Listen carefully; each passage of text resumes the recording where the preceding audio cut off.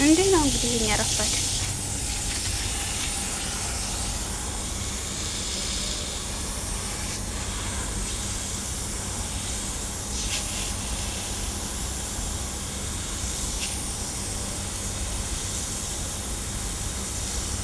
ያው ከላይ ይሄን ይመስላል።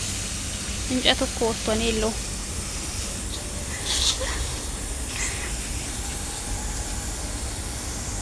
ሙቀቱ አጠናክሮ ባዶ አስቀርቶታል። ግን ስቲል እኛ ውሃ እናጠጣዋለን።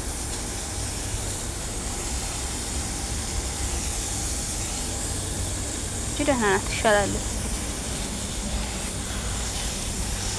ይሄ ደግሞ ጭራሽ ምንም የለውም። ይሄው እንጨቱ ቀርቷል።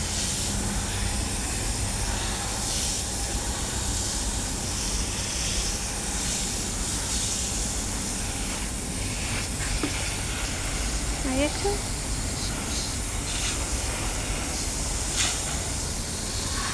ይሄ ደህና ነው። ይሄው የተሻለ ይሄው በነገራችን ላይ ማለት ነው ሙቀት ነው እንጂ እንደዚህ ያደረገው በጣም ነበር የሚያምረው።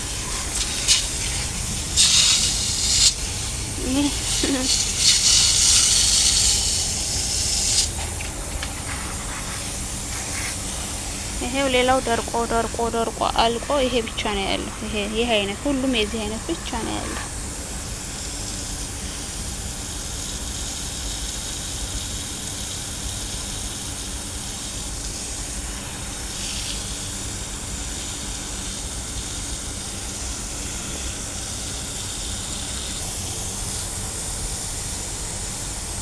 ይሄ ደግሞ ማለት ነው ወደ ቢጫነት ተቀይሯል።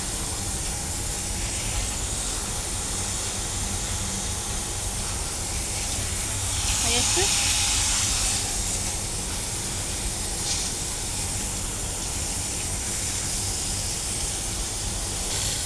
ይቺ ሀሪስ አይነት ትሻላለች።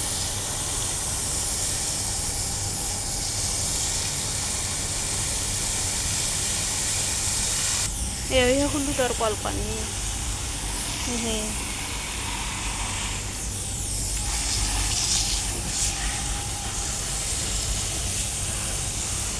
ያቺ እዛ መጨረሻ የምትታየው ለምለም እሷ አርቲፊሻል ነች።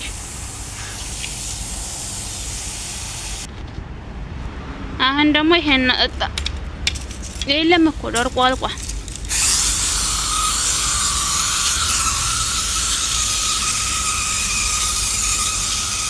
አያችሁ በነገራችን ላይ ማለት ነው። በነገራችን ላይ እዚህ ሀገርም አርሲ ያለ እንዴ አርሲ በብዛት የሚታወቀው ወሎ አካባቢ ይመስለኛል። አያችሁ ይሄ አርሲ ነው። እሺ ይሄ ያው አርሲ ብዙዎች ማታውቁ ካላችሁ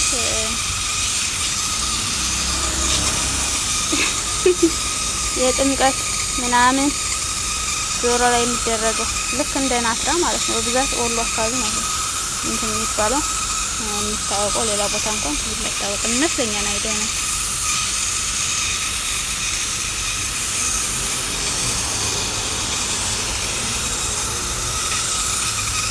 አሁን ይሄ ምንም የለውም ግን አጠጥ ትላለች።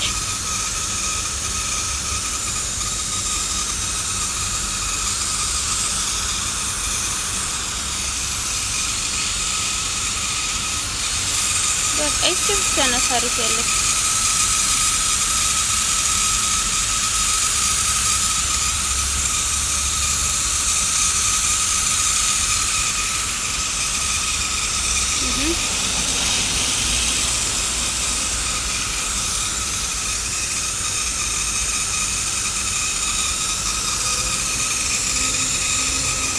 ያው አሁን እንትን ካለ አደረቀው ነው እንጂ በነገራችን ላይ ማለት ነው በጣም ነበር የሚያምረው።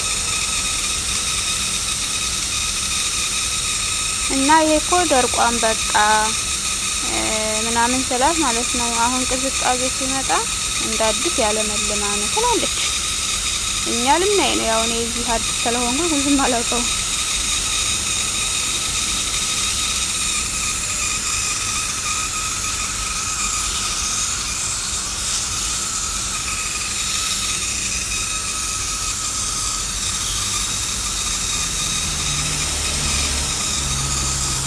እንግዲህ ካለመለመ ደግሞ እስኪ እናያለን አብረን።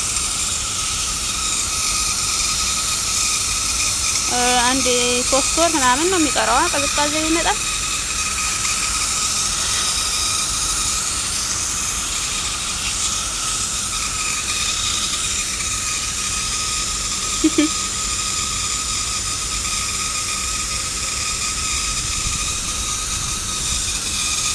እንግዲህ መልካም ጁማአ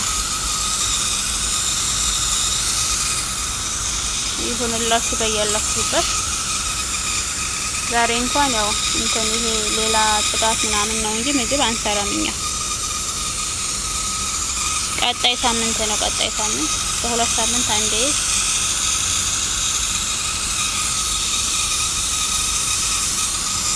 እንግዳ ይመጣል። በቃ ይቺ ብቻ ናት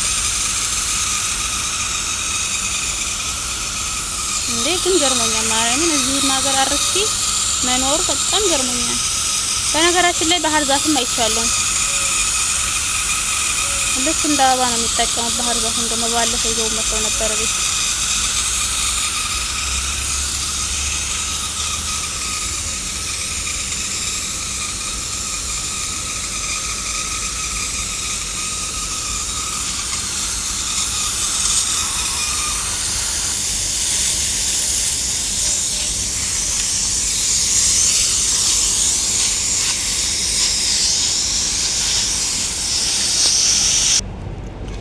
እንግዲህ አትክልታችንን አጠጥተን ጨርሰናል። አትክልት አይባልም እንጨት አጠጣን ነው የሚባለው።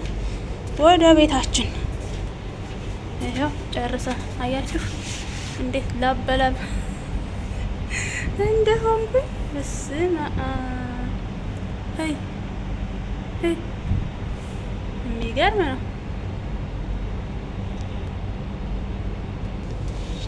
መልካም ውሎ ለሁላችሁም።